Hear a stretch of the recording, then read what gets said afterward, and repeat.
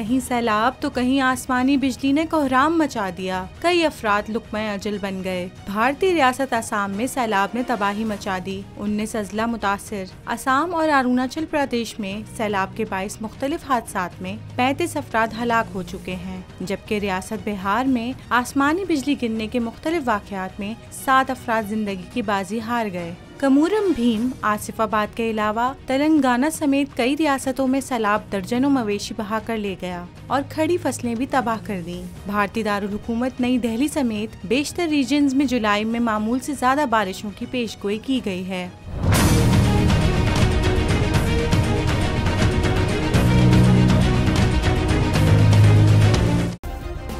Subscribe करें और bell दबाएं ताकि कोई खबर रह न जाए।